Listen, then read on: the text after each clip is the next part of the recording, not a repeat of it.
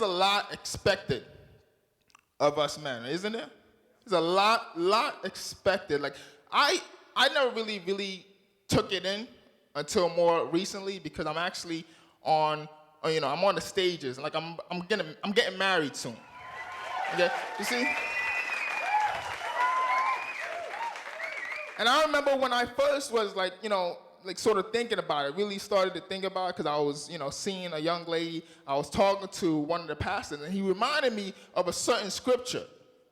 And I'm going to tell you which scripture it was. It said, husbands, love your wives as Christ loved the church and was willing to give his life for her.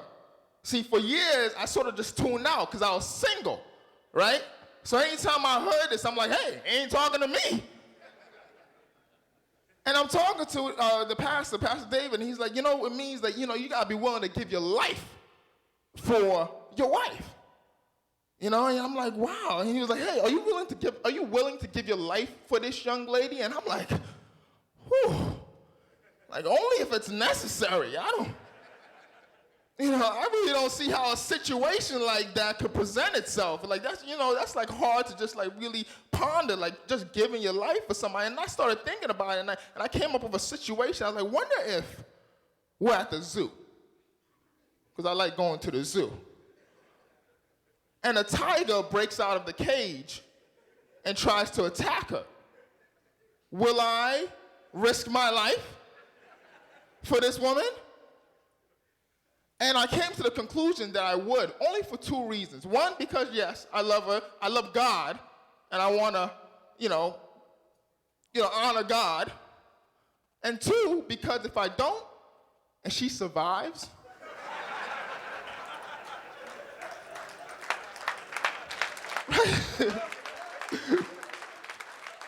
she's always going to bring it up, even if you're talking about something that has nothing to do with her attack at the zoo. You can forget to throw out the garbage one day. She'll be like, you forgot to throw out the garbage last night. Now the whole kitchen smells. But of course, you don't care because when I got attacked by the tiger at the zoo, you just stood there and took pictures on your camera phone. You don't love me. I know you don't love me.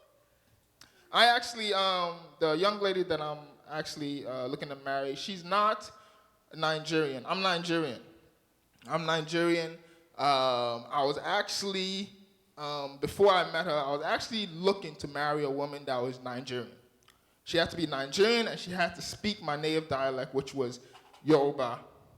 And the reason why I wanted someone who spoke my native, was from Nigeria and spoke the native dialect is because I do not speak or understand my native dialect.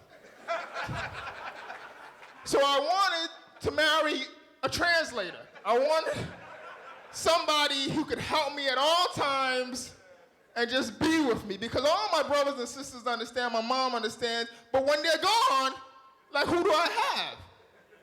And my whole life, I've always had people like my uncle who always reminded me of the fact that I didn't speak or understand my native dialect. This guy had known me my entire life, my uncle, and he always has to tell me, he's like, that's a Nigerian thing.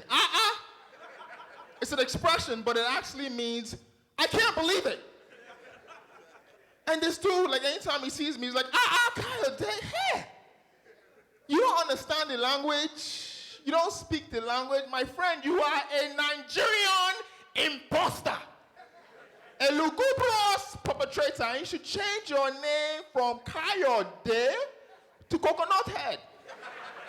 Because this is nonsense. Nonsensical nonsense.